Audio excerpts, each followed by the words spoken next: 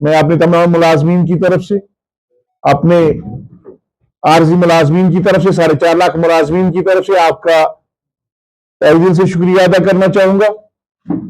आपको मालूम है कि आज की बजट तकरीर में ऑनरेबल चीफ मिनिस्टर साहब ने आरजी मुलाजमीन के हवाले से जो जिक्र किया, उसमें उन्होंने जिन शब्दों का इंतखाब किया था और उन शब्दों से लग रहा था कि वो हमारे मामले से बाखबर है, इल्म रखते हैं, इल्मियत रखते हैं। उन्होंने ये कहा कि ये दीरीना लॉन्ग पेंडिंग ह्यूमन इशू है। इन्होंने डिफिकल्ट कंडीशंस में यहाँ के अवाम की खिदमत की है। इन्होंने अपनी जिंदगी का प्राइम टाइम यहाँ के अवाम की खिदमत में, यहाँ की सरकार की खिदमत में दे दिया है। तो और वो भी विदाउट जॉब सिक्योरिटी, ऐसे शब्दों का इंतखाब उन्होंने किया। और सीएम साहब ने अपनी बजट तकरीर में बेसिक फाइनेंस मिनिस्टर हाउस को एश्योर किया, ये यकीन दिलानी दी कि जो कमेटी हमने तश्कील दी है उसके रिपोर्ट की बुनियाद पे हम एक स्ट्रक्चर और फेज रोड मैप सामने लाने जा रहे हैं इन कमिंग पीरियड, और जिसमें उन्होंने रेगुलराइजेशन लफ्ज का इस्तेमाल किया। उन्होंने कहा कि डिग्निटी, जॉब सिक्योरिटी और इनके स्टेबल फ्यूचर का उसमें ख्याल रखा जाएगा। जहां तक वजीर आला साहब की बजट तकरीर का ताल्लुक है, इस बजट तकरीर से ऐसा लग रहा था कि वजीर आला साहब यहां के आरजी मुलाजमीन की सूरत हाल से, जिस कसम कुर्सी की हालत में वो जिंदगी बसर कर रहे हैं, जिन हालात से हम गुजर रहे हैं, उन सब से वो वाकिफ है, इल्मियत है उनको। तो हमें तवक्का थी कि इस इल्मियत की बुनियाद पे, इस सूरत हाल से जो वाकिफ है, बाखबर है, इस बुनियाद पे हमारी मुकम्मल मुस्तकिली रेगुलराइजेशन का आज के बजट तकरीर में ऐलान किया जाएगा। क्योंकि जरा मार्च 2025 में ही उन्होंने इस चीज का जिक्र किया था कि आने वाले बजट सेशन में हम मुलाजमीन को, आरजी मुलाजमीन को खुशखबरी का सुनाएंगे और इस हाउस के सामने, ऑनरेबल मेंबर्स के सामने एक खाका रोड मैप पेश करेंगे। और हमें तवक्का थी कि आज रेगुलराइजेशन के साथ साथ मुकर्रर करदा वक्त का भी ऐलान किया जाएगा। मगर बजट तकरीर पूरी सुन के और उनकी प्रेस कॉन्फ्रेंस सुन के ऐसा लग रहा है कि यहां के आरजी मुलाजमीन के इंतजार की मुद्दत में और ज्यादा इजाफा किया गया है। ये इंतजार की मुद्दत में इजाफे के सिवा कुछ भी नहीं है। हम और आज की जो बजट तकरीर थी वजीर आला साहब की बेसिक फाइनेंस मिनिस्टर, उसने बहुत सारे सवालों को जन्म दे दिया है। हम इलेक्ट्रॉनिक और प्रिंट इलेक्ट्रॉनिक मीडिया के जरिए से इस सरकार से सवाल पूछना चाहते हैं कि कमेटी का रिपोर्ट कब आएगा, जिस कमेटी को आपने 11 मार्च 2025 का ऐलान किया था, जिस कमेटी को कानून करने का ऐलान आपने on the floor of house किया था। 2 कमेटी का ऐलान हुआ था, एक ऑनरेबल एमएलए के तनख्वाह में इजाफे के लिए और एक्स एमएलए के पेंशन में इजाफे के लिए, एनहांसमेंट के लिए की गई थी। उसका रिपोर्ट आ गया, उस पर शायद इसी बजट में फैसला किया जाएगा और इनकी तनख्वाह 3 लाख से इनकी तनख्वाह 3,01,000 की जाएगी। और जो उसी वक्त कमेटी आरजी मुलाजमीन की मुस्तकिली के हवाले से बनाई गई, उसमें मुकर्रर वक्त किया गया था कि 6 महीने के अंदर अंदर चीफ सेक्रेटरी साहब रिपोर्ट पेश करके, रोड में तैयार करके हाउस के सामने और पब्लिक के सामने रखेंगे। लेकिन हम आज आपके माध्यम से पूछना चाहते हैं कि उस कमेटी का रिपोर्ट कब आएगा। अगर आपने 6 महीने देखे तो 6 महीने के बजाय आज 1.5 महीना चल रहा है, रिपोर्ट कहां है? अगर उसमें टाइम लग सकता है, क्या सरकार की तरफ से अभी तक कोई ऑर्डर सामने आ गया है जिसमें उनको यह कहा गया कि आप इस मुद्दत तक, इस माह तक रिपोर्ट पेश कर सकते हैं, या कोई डायरेक्शन ऐसी रही है जनरल एडमिनिस्ट्रेटिव डिपार्टमेंट की तरफ से या सरकार की तरफ से जिसमें उस कमेटी को वाजिया हिदायत दिए गए हैं। क्या आप कब रिपोर्ट पेश करोगे, उनसे पूछा गया है। इस हवाले से तो सरकार खामोश है। और दूसरी बात, जिस रिज्यूमराइजेशन लफ्ज का आज वजीर आला साहब ने इस्तेमाल किया, कौन सी रिज्यूमराइजेशन पॉलिसी वो बनाने जा रहे हैं? क्या उस पॉलिसी में वो सारे मुराद होंगे जो यहां के कन्फर्म्ड एम्प्लॉयज को दिए जा रहे हैं, जिसमें हमारा बेसिक पे है, ग्रेड पे है, डीए है, मेडिकल है, एचआरए है, सीसीए है, जिसमें 2.5 दिन की इजाफी तनख्वाह है।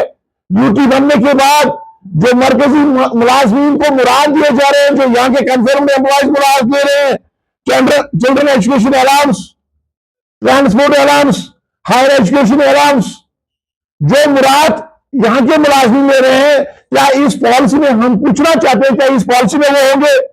क्या इस पॉलिसी में उन रिटायर मुलाजमीन का जिक्र होगा जो आज तक रिटायर हो गए, जो होने वाले, जो, अगर आप फेजिंग मैनर की बात कर रहे हैं, जो आने वाले सालों में हमारे साथी 20-25 बरस 30 बरस सरकार को देने के बाद रिटायर होने जा रहे हैं, क्या उनका जिक्र इस पॉलिसी में है?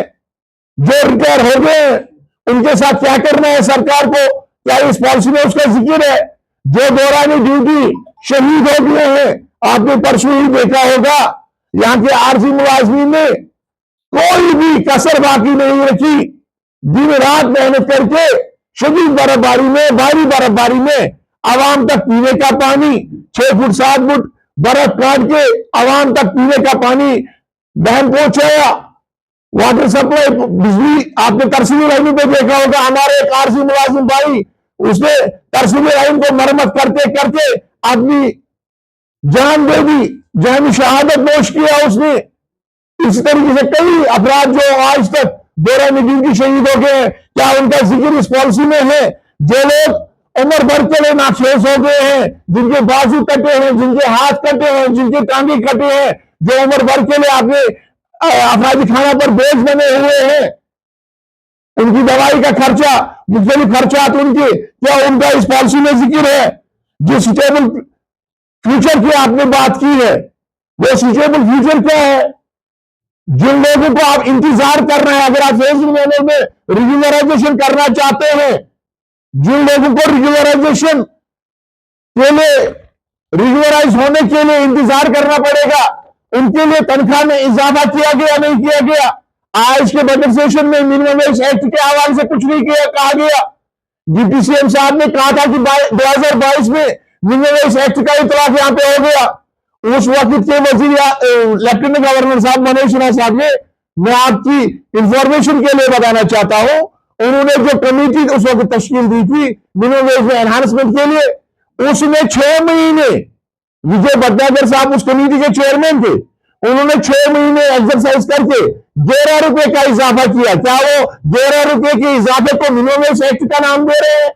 और उन्होंने अपनी तकरीर में परसों एक सवाल के जवाब में ऐवान असेंबली में यह कहा था कि जब मरकज में मिनिमम वेज लागू होगा, ऑर्डर इशू होगा, तो यहां पे भी होगा। मरकज ने 26 अक्टूबर 2025 को मिनिमम वेज का ऐलान किया है। उन्होंने 800 से लेकर 883 से लेकर 1035 रुपया पर डे के हिसाब से आरजी मुलाजमीन को मुकर्रर किया उजरत, वो अभी तक यहां पे लागू नहीं किया गया है। आप मिनिमम वेज किसको नाम दे रहे हैं? और जो लोग अब रेगुलराइजेशन, जो सरकार रेगुलराइजेशन सामने लाने जा रही है, जिन लोगों को आप इंतजार करना पड़ेगा अपनी रेगुलराइजेशन का, उनको तब तक मिनिमम वेज क्या दिया जाएगा? सरकार से हमारा यह सवाल है। फेजिंग मैनर्स क्या है? कितने फेजेस में हमारे आरजी मुलाजमीन को रेगुलराइज किया जाएगा? कितने मरहलों में किया जाएगा? कितने लोगों को कब, कैसे, उनकी वेरिफिकेशन किस लेवल पे होगी? कहीं ऐसा ना हो जो SRO 520 में 61,000 मुलाजमीन के हवाले से जो पॉलिसी बनाई गई थी, जिसमें हमारे साथ वादा किया गया था कि इसमें 7th पे कमीशन की इंप्लीमेंटेशन के बाद अमेंडमेंट किए जाएंगे, तरमीम इसमें किया जाएगा। फिर उन्होंने 4 साल में 600 बंदों को रिकवर किया। उसमें तो हजरत नूह अलैहिस्सलाम की पूरी उम्र लग जाएगी। हम पूछना चाहते हैं, कितने फेज में करना चाहते हैं, कितने लोगों को करना चाहते हैं? उसका जिक्र होना चाहिए। क्या ये रिग्यूलराइजेशन अगेंस्ट वैकेंट पोस्ट्स होंगी? क्या ये रिग्यूलराइजेशन सुपरनumबरी पोस्ट्स के अगेंस्ट होगी? क्या ये रिग्यूलराइजेशन इसमें प्रमोशन के मौके होंगे या नहीं होंगे? क्योंकि पिछले जो रिपोर्ट्स थे उनमें यह लिखा गया था कि चेंज ऑफ डिजिग्नेशन नहीं होगी, उसमें यह कहा गया था कि ये प्रमोट नहीं होंगे 20-25 बरस के बाद। क्या आज की जो रिपोर्ट है उसमें क्या है क्या नहीं है? क्या उसमें यहां के आरजी मुलाजमीन के नुमाइंदे को, क्या यहां के एम्प्लॉय जॉइंट एक्शन कमेटी जो 4.5 लाख मुलाजमीन की नुमाइंदा तंजीम है, क्या हमको एतमाद में लिया जाएगा कि नहीं लिया जाएगा? एक अफसोस तो यह भी है कि प्रीवियस डिस्कशन में सारे स्टेक होल्डर्स को लिया गया, लेकिन मुलाजमीन के मुतालबात के हवाले से जो बात आज बजट में रखनी थी, इस हवाले से हमारे साथ कोई सलाह मशवरा नहीं किया गया।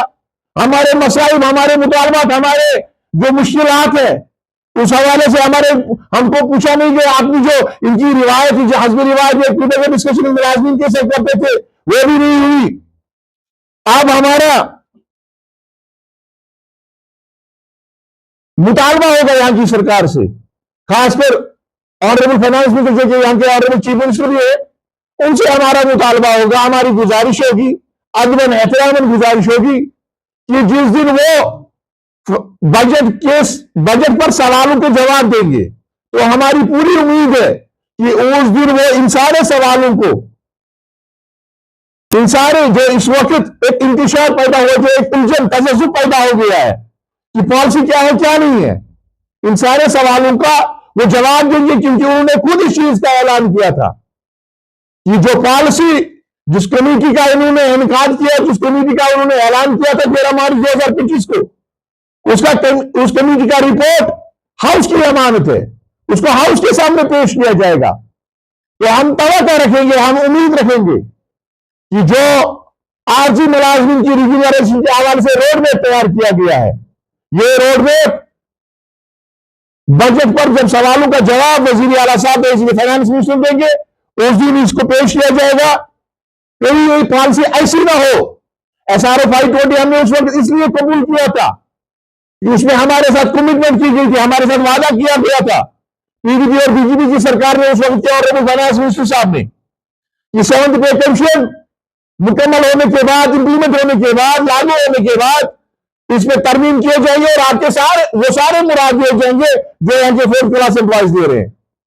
अगर ये पॉलिसी फिक्स्ड पे होगी, अगर ये पॉलिसी हमारा कंसोलिडेटेड पे होगा, रेगुलर एंगेजमेंट होगी, तनख्वाह में इजाफा खाली होगा और हमारे फ्यूचर को सुने बगैर, हमारे फ्यूचर के हवाले से सोचे बगैर इसका ऐलान किया जाएगा, तो हमारे पास फिर कोई चारा नहीं है कि हम सड़कों का रुख करें, हम एहतजाज का रुख करें जिसका हमें आईन और जमहूरियत ने हक दिया है। मेरी मुलाजमीन से भी गुजारिश होगी वो सब्र तामील से काम ले, वजीर आला साहब के बयान का इंतजार करे। अगर वजीर आला साहब ने एक मुलाजिम दोस्त पॉलिसी का ऐलान करके मुलाजिम दोस्त पॉलिसी हाउस के सामने और पब्लिक के सामने रखी तो हम दुआई देंगे। ये एक दीरीना मामला है जिसको हल किया जाएगा, इंसानी मामला जिसका उन्होंने आज खुद जिक्र किया।